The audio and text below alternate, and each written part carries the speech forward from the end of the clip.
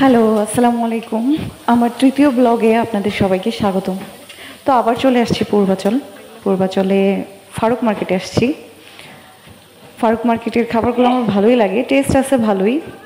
তো এখানে অনেক প্রকারের মাছ মাংস আছে। তো গিয়েছি, অনেক ধোয়ার জন্য তাকাতে পারছিলাম না, তাই ওখানে আর ভিডিওটা বেশি একটা নিয়ে নেই। এটা হচ্ছে ভাই ভাই রেস্টুরেন্টে।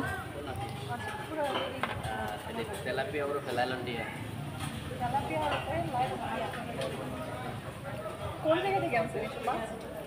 কারণ বাজার সমুদ্র ছিলেন। কারণ বাজার সমুদ্র না, কারণ বাজার সমুদ্র আছে জানতাম না, এই প্রথম জানলাম। কারণ বাজার সমুদ্রে যাবো না, কক্সবাজার গিয়ে আর কি করবো, সব কারণ বাজারের মাছ। কারণ বাজারের কাঁকড়া কেমন? সামুদ্রিক কাঁকড়া।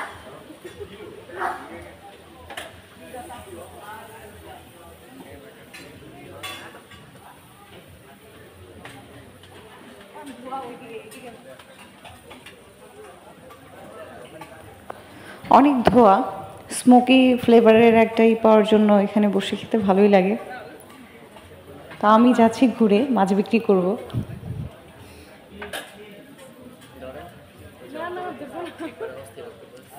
অক্টোপাস অক্টোপাস খেতে চাইলে পূর্বাচল চলে আসুন।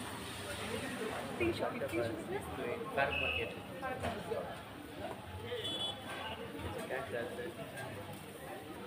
আরে সামুদ্রিক কাঁকড়া, দেশি চাষের গোলা।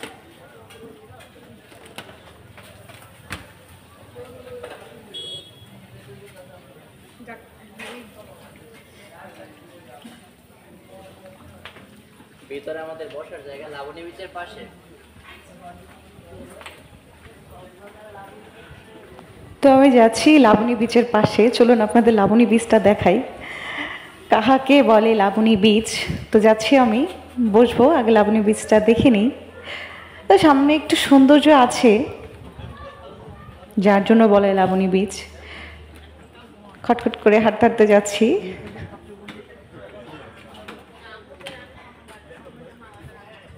এটা হচ্ছে লাবণী বিচ, অন্ধকারে দেখা যাচ্ছে না, অল্প একটু পানি আছে মনে হয়।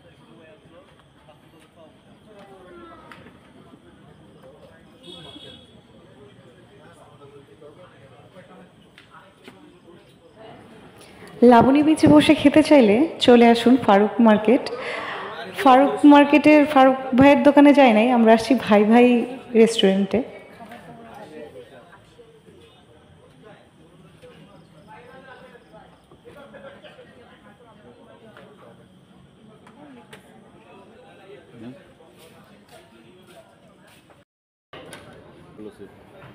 এই তো আমাদের খাবার চলে আসছে, তো এখন খাবো। আমরা নিয়েছি আলু পরোটা, লুচি, দুইটা চাপ, চাপ না কি বলে এটাকে মনে নেই, তো খাচ্ছি। এই তো, কেমন লাগলো ভিডিওটা কমেন্ট করে জানাবেন। আল্লাহ হাফেজ। আমার চতুর্থ ব্লগে সবাইকে স্বাগতম। আসসালামু আলাইকুম। সবাই কেমন আছেন? আশা করি আল্লাহর রহমতে ভালো আছেন। আবারও চলে আসলাম পূর্বাচল।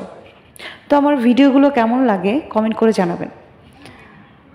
তো পূর্বাচলের এই রাস্তাটা অনেক প্রশস্ত, গাড়িও চলছে ভালোই, কোন দিক থেকে যে গাড়ি আসে বুঝেই পাই না। তো তারপরেও ভিডিও নিলাম মাঝখানে দাঁড়িয়ে। তো খুব ভালো লাগছিল দেখে, মানে অরণ্য চারপাশে, অনেকটা গজনি বা মধুটিলার মতো লাগছিল। যদিও গজনির সাইডে এরকম অনেক পাহাড় আছে, ছোট ছোট টিলা টাইপের। তো অনেক প্রশস্ত রাস্তা, ভাবলাম একটা ভিডিও নেই, আপনাদের দেখার সুযোগ করে দেই। খুব সুন্দর, মাঝখানে চত্বরের মতো, মাঝখানে অনেকগুলো গাছপালা, তো এটার জন্য আরও ভালো লাগে। ওই দেখুন ওই পোর্শনটা অনেকটা মধুটিলার মতো লাগে।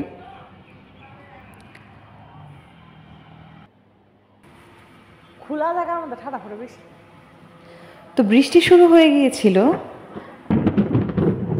এখনো শুরু হয়নি নাকি? না, বৃষ্টি শুরু হয়েছে।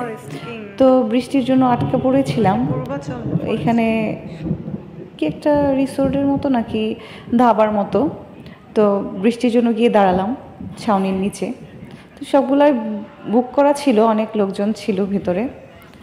তো তার জন্য এদিকে দাঁড়িয়েছিলাম।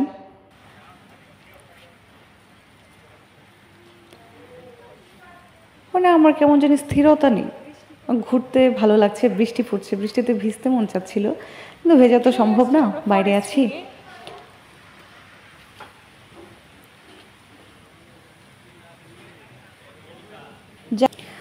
জায়গাটা অনেক সুন্দর, সুন্দর করে সাজিয়েছে, ভালো লাগছিল। আর যেখানে সবুজ গাছপালা থাকে সেখানে তো ভালো লাগে। আমার আমার প্রকৃতিকে খুব ভালো লাগে, দু চোখ ভরে প্রকৃতি দেখতে মন চায়। আর এর মাঝে শুরু হয়ে গেছে বৃষ্টি, তা তো আর বলতেই নেই যে কেমন সুন্দর একটা পরিবেশের মধ্যে ছিলাম। তো ওয়েটার এসে বলছিল যে ভেতরে খালি আছে। তো বৃষ্টির মধ্যে এক কাপ কফি খেলে কিন্তু মন্দ হয় না। তো এক কাপ কফি খাওয়ার জন্য ভেতরের দিকে যাচ্ছি, আর বৃষ্টিটা কমলে বের হয়ে যাব। এই গাছটা আমার কাছে খুব ভালো লাগছিল দেখতে, তাই ঘুরে ঘুরে একটু ভিডিও করে নিলাম। সুন্দর করে সাজানো।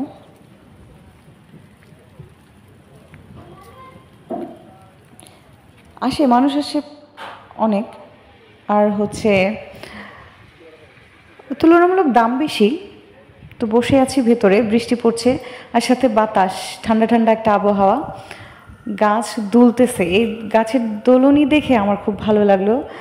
তারপর একটু ভিডিও নিলাম গাছটার, যে কী সুন্দর করে বাতাসে দুলছে গাছটা।